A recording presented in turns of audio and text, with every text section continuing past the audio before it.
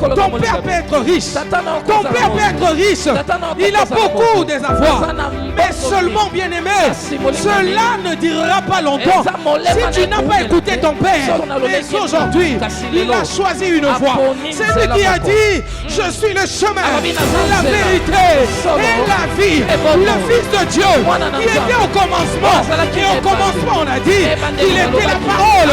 C'est cette personne de Jésus-Christ que le Seigneur a choisi.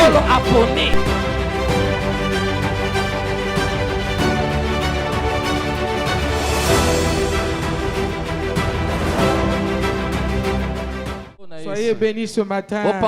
La sélection divine. Soyez bénis ce matin. La sélection divine.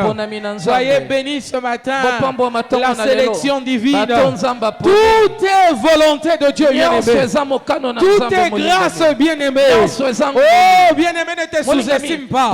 Laisse-moi te dire ce matin que tu as une vie, mais une vie importante devant les yeux de l'Éternel. Dès que tu es là, tu vaux 10 000 personnes à la fois. Tu vaux 10 000 personnes à la fois. Moi, je crois que tu es le choix de Dieu. Et comme tu es le choix de Dieu, ils peuvent te combattre, mais tu ne seras pas vaincu. Tu ne seras pas vaincu parce que tu es plus que vainqueur. Tu es plus que vainqueur. Tu es plus que vainqueur par Jésus-Christ, notre Seigneur et Sauveur. Amen. Que Dieu te bénisse abondamment. Que Dieu te bénisse abondamment. Nous pouvons nous asseoir. Nous pouvons nous asseoir, bien-aimés. Oh, ce matin, l'Éternel veut nous parler de quelque chose de très important. Être initié à la direction divine. Être initié à la direction divine. Bien-aimé, ce mot initiation n'est pas l'apanage des occultistes. Ce mot initiation n'est pas l'apanage de ceux de ténèbres. Mais ce matin, bien-aimé, j'aimerais te dire, nous tous enfants de Dieu, nous tous qui avons cru en Jésus-Christ, lorsque nous venons, nous naissons de nouveau, nous sommes censés être initiés. Mais nous serons initiés par plusieurs choses à la fois. Nous devons apprendre la vie de Christ. Et pour apprendre la vie de Christ, bien-aimé, nous sommes censés nous livrer entre ses mains et que lui seul décide de nos vies tel qu'il l'entend. Oh, que Dieu te bénisse encore ce matin. Que Dieu te bénisse encore ce matin. Être initié à la direction divine. Être initié à la direction divine. Que Dieu te bénisse. Alléluia. Amen. Alléluia. Amen. Quand nous parlons d'être initié, bien-aimé, nous parlons de cette formation, de cette instruction. Comme Dieu a dit dans Psaume 32, verset 8. Psaume 32, verset 8. Le Seigneur dit ceci.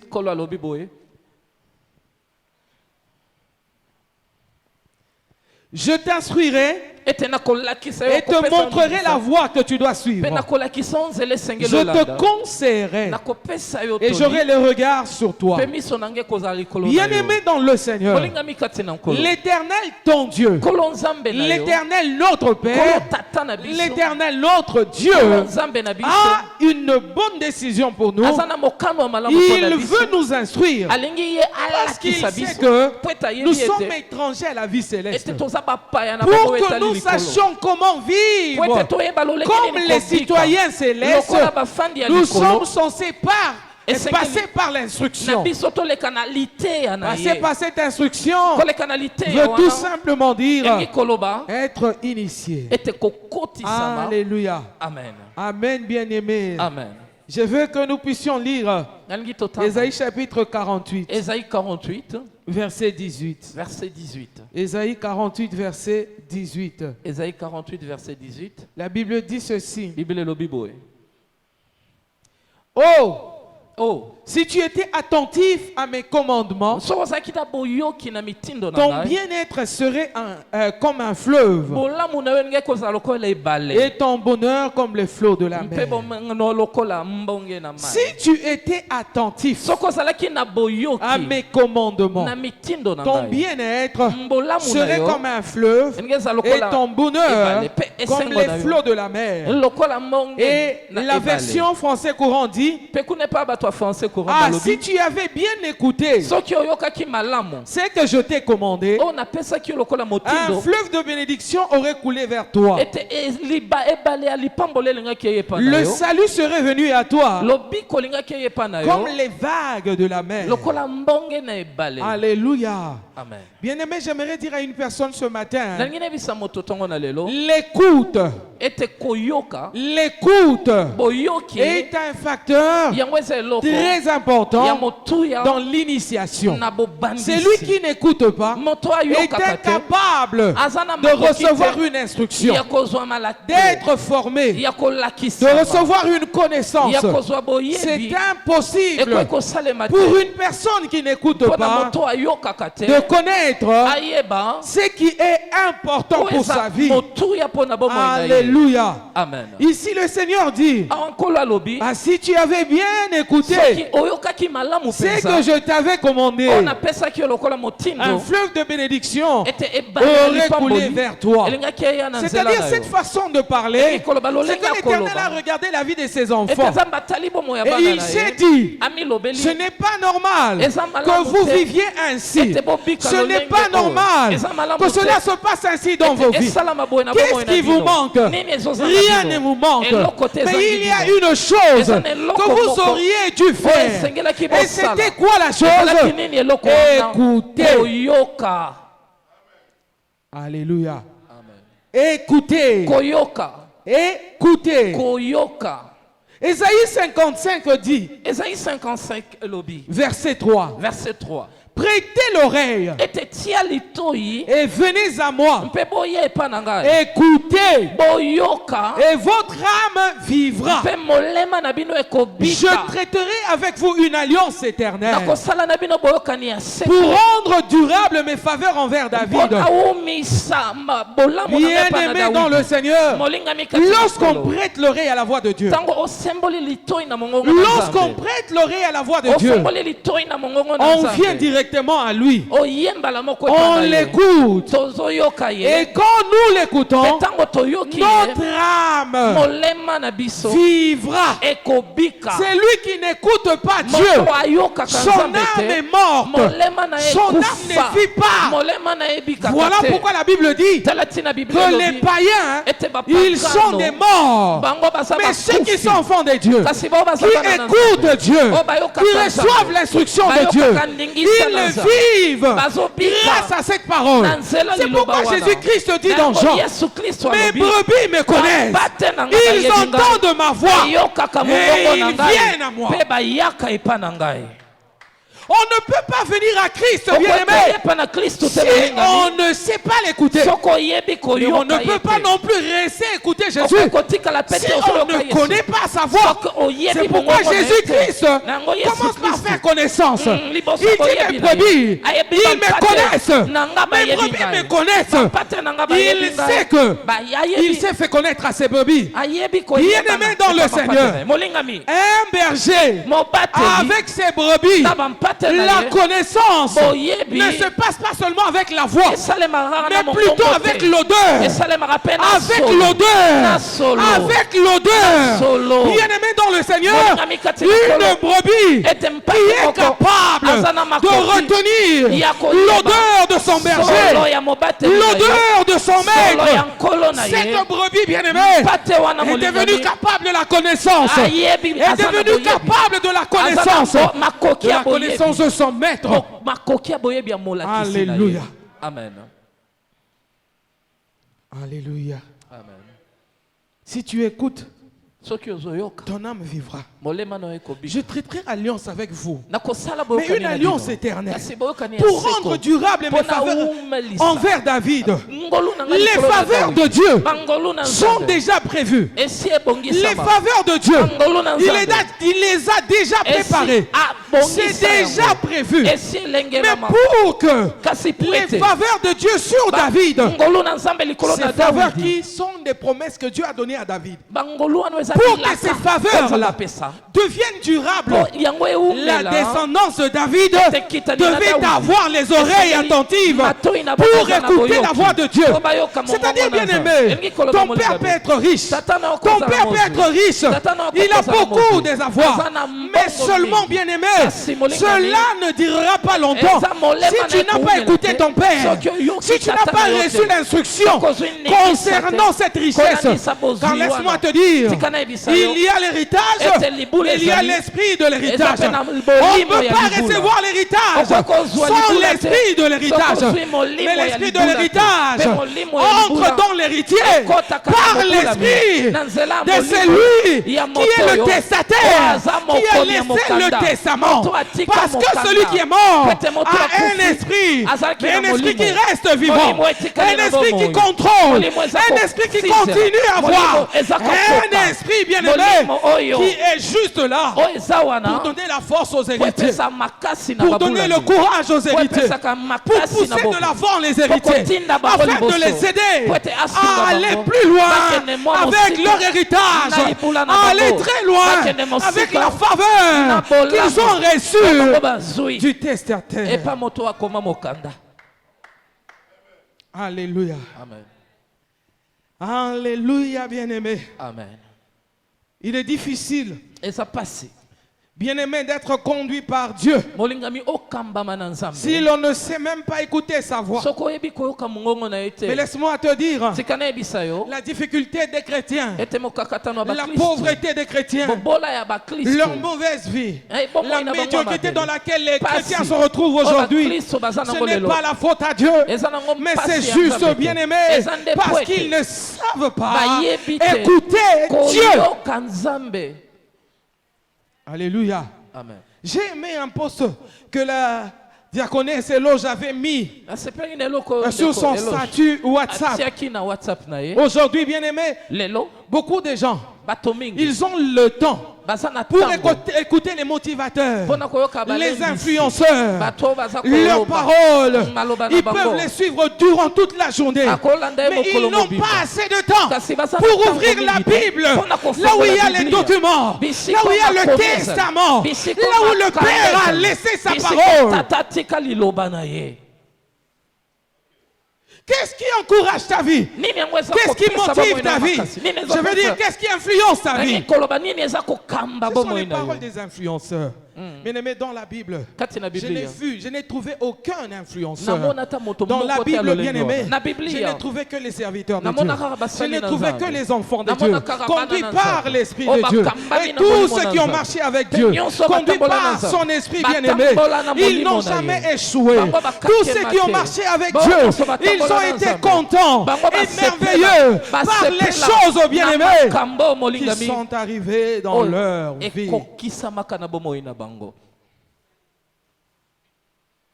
Alléluia. Amen.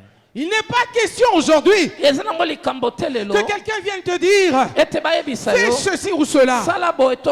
Bien aimé, la Bible dit dans Hébreu, à l'époque il nous parlait par des prophètes, il nous parlait par ses anges, il nous parlait de plusieurs autres manières. Mais aujourd'hui, il a choisi une voie. C'est lui qui a dit je suis le chemin, la vérité et la vie. Le Fils de Dieu qui était au commencement, et au commencement on a dit qu'il était la parole. C'est cette personne de Jésus-Christ que le Seigneur a choisi pour nous parler aujourd'hui. Alléluia. Amen. Je trouve normal. Je trouve normal que les musulmans disent de Jésus-Christ qu'il est un prophète. Pourquoi, bien aimé? Parce qu'il part de la part de Dieu. Parce qu'il dit des choses de la part de Dieu. Mais ils ont oublié un facteur. Ils ont oublié un côté.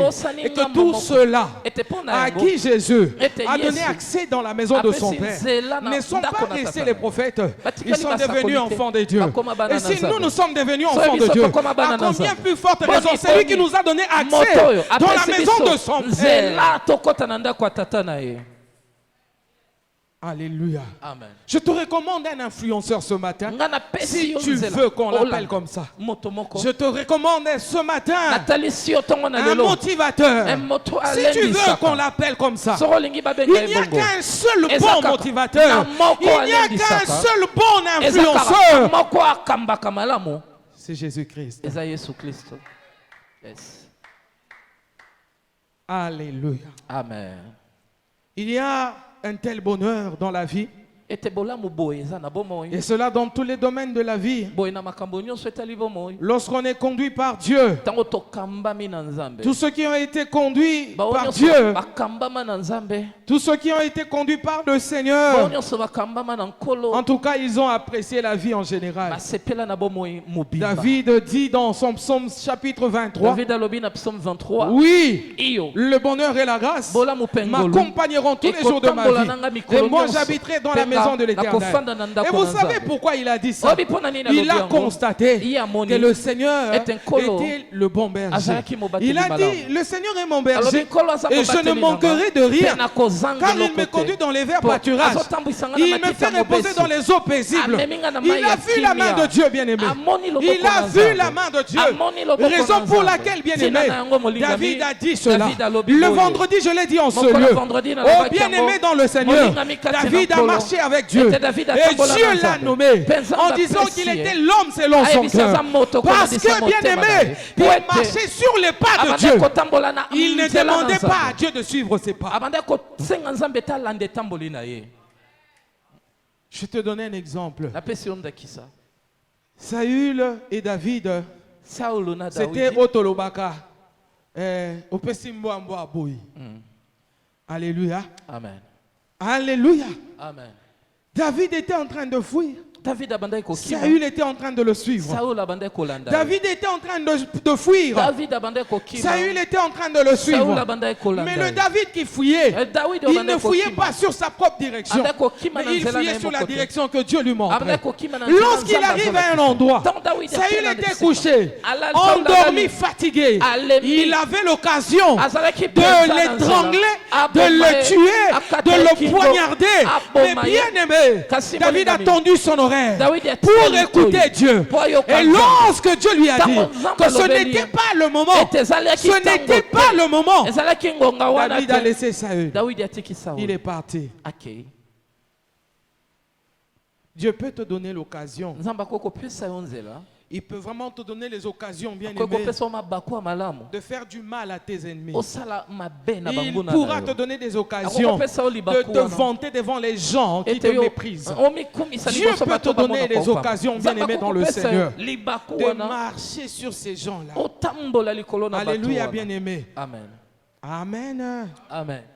Alléluia. Amen. Mais des fois, quand Dieu nous donne les occasions, c'est pour nous éprouver. Ce n'est pas pour exécuter, mais c'est pour nous éprouver. David a eu l'occasion, mais ce n'était pas le moment. David a eu l'opportunité, mais ce n'était pas le moment. Il a laissé Saül en vie et il est parti. Alléluia. Amen. Écoutez Dieu. Écoutez Dieu. Tous ceux qui ont écouté Dieu, je disais, ils ont apprécié la vie en général. Ils ont accompli leur mission avec succès. Et ceci a affecté même leur descendance. Abraham a marché avec Dieu. Abraham a écouté Dieu. Bien-aimé dans le Seigneur. Et la Bible dit qu'il a espéré tout contre toute espérance. Et cela lui a été imputé. Alléluia, bien-aimé. Abraham est sorti de la maison de son père. Il ne savait pas où il allait. Mais pourquoi il est sorti? Parce qu'il avait écouté Dieu. Est-ce que tu peux sortir comme ça? Que Dieu te dise sors. Va là où je te montrerai. Tu commences à marcher. Tu ne sais pas là où tu vas. Mais tu sors avec la provision. Tu sors avec ta femme. Tu sors avec tes enfants. Tu sors avec tes travailleurs. Tu sors avec tous ceux qui t'accompagnent. Tu ne sais pas. Et s'il te posait la question, où est-ce que tu vas? Où est-ce que tu nous emmènes? Tu n'as pas de réponse. Comme ces jours-là, lorsqu'Abraham montait avec Isaac, Isaac lui dit, je vois le bois, je vois le feu, mais je ne vois pas l'holocauste. Abraham n'avait pas une véritable réponse, mais il avait seulement la foi. Et sa foi lui a donné une façon de parler. Bien-aimé, vous savez, on ne peut pas être intelligent selon les hommes, mais quand on a la foi, on devient intelligent selon Dieu. On ne peut pas connaître les choses de ce monde, mais quand on a la foi, on devient grand selon Dieu. Abraham a répondu à Isaac. Il n'est pas resté muet. Il a parlé à Isaac. Il a dit allons, l'Éternel se pourvoira. Alléluia, bien-aimé. C'est comme aujourd'hui, tu n'as pas un compte en banque. Mais tu dis à une personne, allons à la banque, on va avoir l'argent. Mais où se trouve ta carte bancaire? Non, je n'ai pas de carte. Mais je sais une chose, arrivé là-bas, le Seigneur agira. On aura l'argent. On aura l'argent qu'on cherche. Ça sera une pire folie, bien-aimé. Ça sera une pire folie. Une véritable folie. Mais c'est ça. La Bible dit, ceux qui ont la foi en Jésus-Christ, ceux qui ont la foi en la croix, ils sont des fous. Le monde ne les comprend pas. La prédication de la croix, c'est une folie pour ceux qui périssent. Mais pour nous autres, qui croyons en cela, c'est une force évidente, bien-aimé. Je voudrais te dire ce matin que nous ne sommes pas des enfants de Dieu pour rien.